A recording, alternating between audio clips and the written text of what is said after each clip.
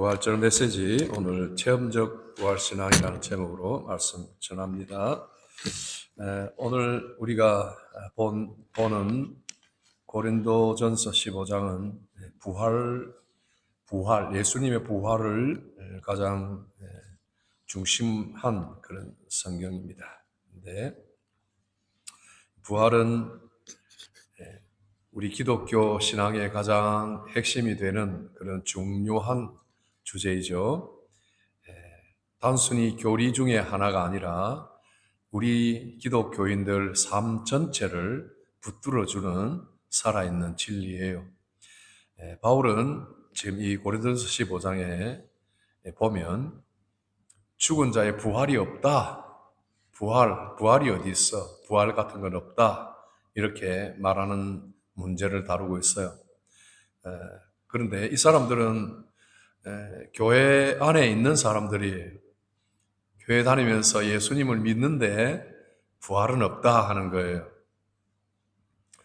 그러니까 예수님의 부활은 믿으면서도 자신들은 부활은 없다 이렇게 주장하는, 자기 부활은 부정하는 사람들입니다. 혹시 우리 성도들 중에 혹은 여기 앉아있는 분들 중에 오랫동안 교회 생활을 했어도 이런 분들이 고린도 교회에 있는 사람들처럼 부활이 있을까? 이렇게 생각하는 분들이 있다면 오늘 설교를 잘 듣기를 바랍니다. 부활은 먼저 과거의 옛 이야기가 아닙니다. 부활은 오늘의 우리의 삶과 연결이 되는 문제입니다. 예수님은 단지 오래전에 죽고 부활하신 성경에 기록된 한 스토리에 지나는 분이 아니라 지금도 살아계셔서 우리 삶에 개입하시는 분이십니다. 부활하신 예수님을 믿는다 하는 것은 우리가 직면하고 있는 모든 삶의 무게들, 여러 가지 두려움, 실패, 상처나 죄의식 속에서 우리 혼자가 아니라 부활하신 주님께서 성령을 통해서 우리와 함께 계시고 우리를 끝까지 붙들고 계시다는 사실을 받아들이는 것이, 이것이 부활을 믿는 사람들의 신앙입니다. 오늘 우리가 이 자리에서 이미 믿고 있는 분들도 계시겠지만은 바울은 지금 이 교인들에게, 고린도 교인들에게 이미 들었던 이 복음을 꼭 붙잡아라 이렇게 좀 단단히 좀 붙잡아 하고 당부를 하는 걸 봅니다. 앞에 우리가 읽은 성경 보면 내가 너희에게 전한 복음을 다시 알게 한다 그랬습니다. 이럴 필요가 있을까요?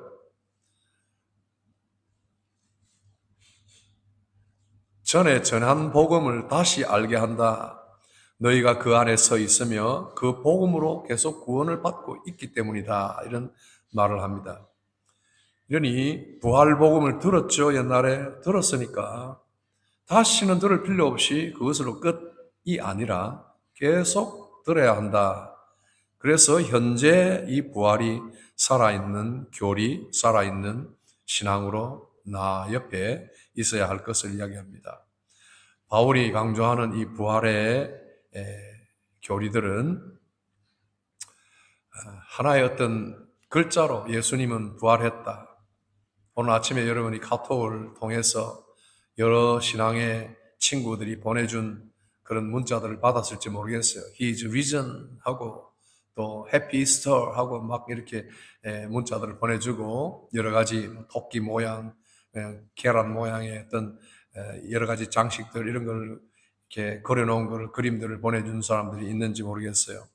그런데 바울이 강조하는 것은 우리 일상생활에 그냥 해피 이스터 하고 그냥 해피 크리스마스 혹은 해피 버스데이 하고 지나가는 그런 것이 아니라 주님께서 경험하셨던 이 부활이, 그 사건이 우리에게도 데이 바이 데이, 날마다 계속 적용되는 그런 사건이다 하는 것을 말해줍니다.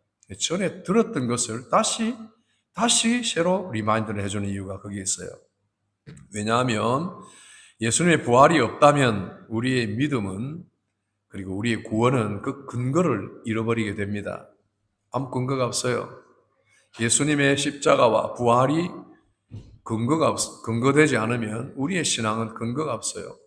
아무리 신앙생활을 오래 하고 또 훌륭한 교회를 다닌다고 해도 우리 믿음과 구원은 오직 예수님의 십자가와 부활의 근거를 두기 때문에 만약에 부활이 없다 이렇게 생각하고 교회를 나온 고린도 교인처럼 그런 분이 있다면 그 신앙은 모래 위에 세운 집이 됩니다. 부활이 있기 때문에 그 부활이 오늘 우리의 새로운 삶의 가능성을 주고 죽음과 죄, 모든 권세를 넘어설 수 있게 됩니다. 우리가 이 복음을 굳게 붙잡을 때 부활의 능력이 우리 삶 속으로 들어와서 죄와 두려움이나 모든 어려움에서 우리를 자유롭게 해줍니다. 여기서 우리가 구원이라는 단어를 이제 바울이 언급하는 것을 여기서 우리가 보죠. 15장 보면은 너희가 만일 내가 전한 그 말을 굳게 지키고 헛되이 믿지 아니하였으면 그로 말미암아 구원을 받으리라. 여기 이제 재밌는 표현이 나오죠. 주어가 누굽니까? 너희가입니다. 너희가, 그죠? 너희가. 그러니까 내가 우리에게 이제 주체의 어떤 행동이 우리에게 책임이 전가가 됩니다. 너희가 받은 것을, 부활의 복음을 그대로 굳게 지키고 헛되이 믿지 않아야 그로 말미암아 구원을 받으리라. 이런 말씀을 줍니다. 참 구원이라는 이 단어가 여러분 헬라어에서는 참 흥미롭게 쓰입니다. 구원이라는 말은 원래 소조하는 동사예요. 구원한다는 동사인데 그냥 하나님이 우리를 구원해준다 한다 하는 말로 이렇게 이해를 하죠. 구원은 누가 하나요? 하나님이 하시잖아요. 우리가 구원을 얻어내는 건 아니잖아요. 그죠? 오직 하나님의 은혜로 하나님이 다 하시는 일이에요. 그런데 여기에 너희가 구원을 받으리라 하는 말은 헬라의 문법에 아주 재미있는 표현이 나와요. 현재 진행형으로 나와요. 구원을 받았어요? 끝이 아니라 현재 진행이란 말이에요. 계속 구원을 받고 있다는 거예요. 그런데 헬라어는 재밌는 것이 있어요. 태라는 것이에요. voice라는 태가 있는데 태에는 뭐가 있어요? 능동태가 있고 수동태가 있어요. 여러분들 내가 구원을 받아야 된다. 하지만 하나님이 우리를 구원하셨기 때문에 우리가 구원을 받는 거예요. 이건 뭐예요? 수동태예요. 그죠? 우리가 하는 것은 아무것도 없단 말이에요. 능동적으로 하는 게 아무것도 없어요. 하나님이 우리를 구원을 시켜준다. 이게 우리는 수동으로 그냥 끌려가는 거예요. 하나님이 하시는 거예요. 능동은 누가 해요? 하나님이 하시는 거예요. 구원이라는 것은 하나님이 행하시는 일이에요. 그런데 여기에 보면 이 태는 구원을 받으리라 할 때 그렇게 나오지 않고 중간태라는 게 있어요. 헬라어에 중간태, 수동태, 중간태가 나와요. 수동태, 중간태. 이게 뭐냐면은 우리는 하나님이 하시는 모든 구원을 받을 수밖에 없는 사람들이에요. 그런데 중간태가 뭐예요? 능동적으로 일을 하지 않지만 무언가 우리 안에 그 구원이 걸려 있다는 거예요. 중간태라는 말 이해하시겠어요? 퍼펙트한 수동태로 하나님이 딱 걸어서 우리를 구원해 가는 것처럼 보이지만은 그 모든 현재 진행 가운데는 우리의 모든 삶의 responsibility가 거기에 다 같이 걸려 있고 내포되어 있다는 거예요. 그러니 이것을 강조하면 여러분들이 똑바로 못 살면 구원받지 못해요 하고 지나치게 강조하면 이렇게까지도 이야기할 수 있는 거예요. 너희가 받은 믿음을 견고하게 붙들지 않으면 구원을 받지 못하리라 이런 말도 되는 거예요. 이걸 딱 강조를 해버리면. 그래서 바울이 지금 하는 말은 내가 한 말을 굳게 지키고 헛되이 믿지 아니해야 된다는 거예요. 헛되이 믿지 아니하면 구원을 받으리라. 이해되시죠? 완전히 우리와 무관한 구원이 아니라는 거예요. 이것을 잘못 이해하면 하나님이 우리를 구원하시는데 그러면 우리가 구원받는데 우리가 뭐라도 능동적으로 해야 될 일이 있느냐? 아니에요. 우리는 절대 능동적으로 우리 구원을 위해서 능동적으로 합니다. 액티블리 우리가 뭔가를 자발적으로 할 수 있는 것은 없어요. 그러나 이 태가 뭐라고 그랬죠? 수동태, 중간태라고 그랬어요. 중간태라는 이 미묘한 말이에요. 우리에게 이 모든 책임들이 행위가 하나님에 의해서 일어나지만 그 결과에 나도 직접적인 책임과 이해관계가 걸려 있다 하는 것입니다. 이 말을 우리가 신학적으로 잘 이해를 해야 돼요. 하나님이 구원하신 우리의 영혼을 완전한 구원에 이르기 위해서 내가 뭔가를 더 해야만 되지, 이 말이 아니에요. 그러나 내가 하는 모든 믿음의 삶과 무관하지 않다는 것을 이야기하는 거예요. 그러니 우리가 어떻게 살아야 된다? 믿음으로 살아야 되고, 믿음을 굳게 지켜야 되고, 흔들지 말아야 되고, 시험을 이겨야 되고, 죄를 미워해야 되고, 하나님을 사랑해야 되고, 교회를 사랑해야 되고, 성도를 사랑해야 되고, 이웃을 사랑해야 되고, 해야 된단 말이에요. 해야 될 일이. 그래서 구원을 받는 것이 아니지만은, 구원을 받은 하나님의 그 구원하신 능동적인 행동에 우리에게 그 모든 삶이 연루가 되어 있기 때문에 우리에게 레스반시빌리티가 이렇게 주어진다. 이미 의롭다함을 선포를 받았지만 삶 속에서 점점 더 예수님을 닮아가며 살아가는 과정 속에서 구원이 계속 이루어진다. 그러니까 부모님들이 내가 어떻게 자녀를 신앙을 잘 양육을 하겠습니다 하는 결심이 필요한 거예요. 그러니까 부모님들과 성도들이 이 자녀들을 위해서 기도하고 사랑하고 밀어주는 것이 필요해요. 만약에 하나님께서 전적으로 이 아이들을 붙들고 그냥 가신다면 여러분들은 죄 가운데 가든지 우리 모두가 무관심하든지 우리 마음대로 살아도 하나님이 그냥 구원해 가실 거 아니에요. 과연 그런 구원일까요? 바울이 말하는 걸 다시 들어보세요. 너희가 만일 내가 전한 그 말을 굳게 지키고 헛되이 믿지 아니하였으면 그로 말미암아 구원을 받으리라. 사랑하는 성도 여러분, 제가 질문합니다. 나는 복음을 그냥 알고만 있는가? 너무 잘 알아서 뭐 얼마든지 이야기할 수 있어. 더 들을 복음이 없어. 이렇게 자신합니까? 아니면 여러분들이 그것을 붙들고 있습니까? 사도 바울이 굳게 지키고 헛되이 믿지 아니하였으면 이 헬라어도 마찬가지예요. 단순히 기억하고 아는 그냥 지식적인 그런 교리가 아니라 잡고 붙들고 삶 속에서 지속적으로 유지하다는 그런 의미를 가지고 있는 거예요. 왜 목사들이 앞에 서서 알아듣지도 못할 공부하지도 않은 성도들에게 헬라어로 자기 유식을 말하려고 하는 게 아니잖아요. 이 헬라가 그런 모든 중요한 의미들을 다 말해주기 때문에 어쩔 수 없이 이것을 여러분들에게 공개하는 거예요. 우리에게 주어지는 책임이 무엇인지를 같이 봅시다. 나는 부활을 믿는다고 말하는가? 아니면 그 부활의 능력으로 살아가고 있는가? 우리는 이 질문 앞에서 정직해야 됩니다. 가르치는 선생님들은 이런 생각을 할 때가 많아요. 내가 가르치는 것이 이 학생들에게 과연 얼마만큼 힘이 되고 의미가 있을까? 아무리 가르쳐봤자 뭐 도움이 제대로 될까? 이런 회의에 빠질 수 있습니다. 모든 선생님들이 다 그런 스스로 해야 될 회의를 가지게 돼요. 내가 가르치는데 과연 이것이 유효할까? 얼마나 제대로 적중을 할까? 이런 회의 말이죠. 그러나 여러분, 이런 회의가 우리 모두에게, 우리 자신에게도 계속 있어야 되고, 하나님께서 내게 주시는 모든 진리들이 내게서 그냥 아무런 영양분을 섭취하지 못하고 그대로 모든 영양소가 싹 그냥 설사로 배출하듯이 다 그냥 물처럼 다 흘러간다면은 우리는 듣고 지나가는 그냥 관밖에 되지 않은 거예요. 그러나 이 말씀들이 우리 속에 과연 생명력이 있고 능력이 되어서 나의 삶을 지탱하고 붙들어가고 있는가? 이런 질문은 선생님들만 하는 것이 아니고 우리 모든 배우는 사람들, 설교를 듣는 사람들이 같이 생각을 해야 돼요.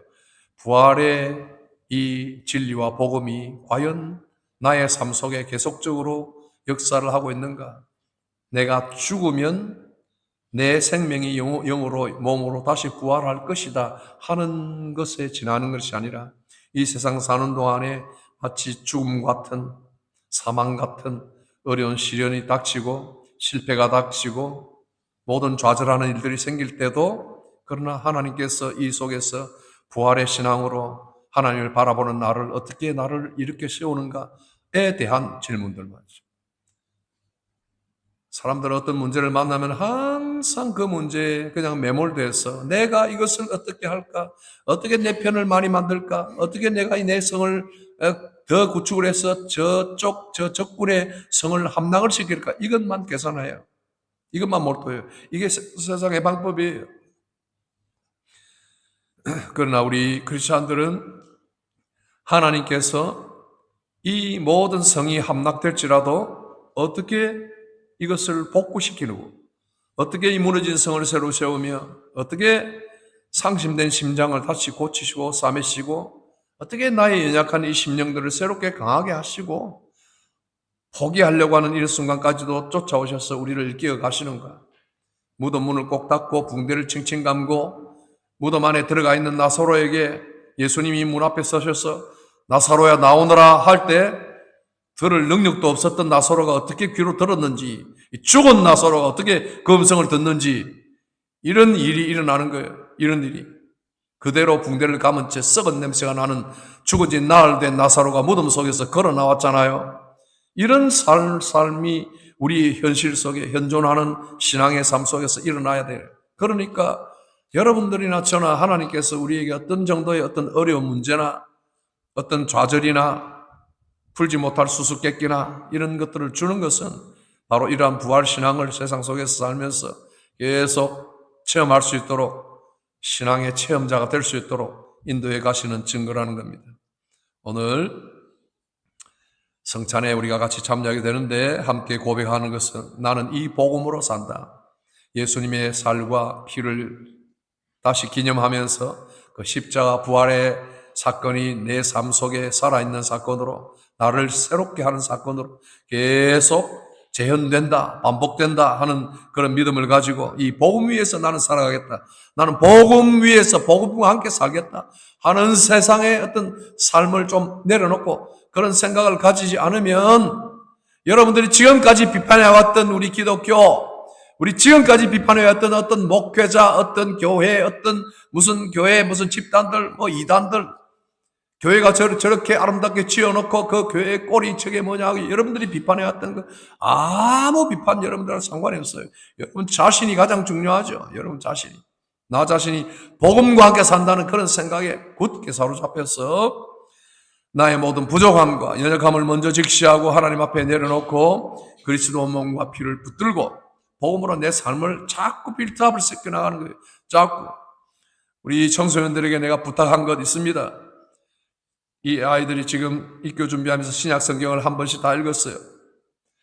이제부터 성경책 듣지 말자. 지금까지 믿음의 12신조를 다 외웠어요. 지금까지 십계명을 외우고 다 지금 잘 공부를 해왔어요. 웨스트민스터 신앙 고백서에서 많은 것들을, 문제들을 발췌해서 읽고 공부했어요. 이제는 덮고 휴지통에 이걸 집어넣는 게 아니라 이제부터 스타디를 더 열심히 하자. 내가 이렇게 부탁했어요. 이제부터 신약을 읽었으니까 올 테스트먼트를 이제 읽기 시작하자. 이런 것들을 부탁을 해요. 우리 신앙은 계속 빌드업을 해야 돼요. 계속 성장해야 돼요. 여러분들이 어릴 때 어머니 품에 안겨서 어머니 젖을 물고, 여러분들이 어릴 때 엄마 아빠가 기저귀를 갈아주고 하는 것을 내가 옆에서 다 봤거든요. 여러분들이 어릴 때 내가 세례를 주고 찬물을 끼워서 이렇게 머리에 대니까 어떤 애들은 잉 울기도 하고 어떤 애들은 웃기도 하고 이랬어요. 기억나요? 아무도 기억을 못한다고 그랬어요. 근데 지금 이렇게 성장해서 예수님에 대해서 이해를 하고 창조자 하나님에 대해서 이해하고 하나님이 남자와 여자를 창조하셨기 때문에 우리는 남자와 여자밖에 없다 하는 것을 믿게 되었고 우리는 아름다운 결혼을 위해서 준비하고 기도하고 있잖아요. 이렇게 언더스탠딩 되고 서로 커뮤니케이션이 되는 사람으로 성장을 했잖아요. 그론업. 이만큼 다 된 거예요. 또 더 그론업 해야죠. fully 그론업이 되죠. maturity, 크리스찬 maturity, 영적으로 spiritually maturity. 아주 인격적으로 아름다운 사람으로, 온전한 사람으로, 좋은 인품으로 성장을 해야 되는 거예요. 더 성장을 해야 되는 거예요. 그래서 다른 사람을 이해하고 사랑하고 사람 관계를 어떻게 잘 해나가야 되고 이런 것들을 다 배워나가야 돼요. 이것이 예수 그리스도의 복음 안에서 예수님의 부활의 신앙 안에서 더욱더 굳게 세워져 나갈 것입니다.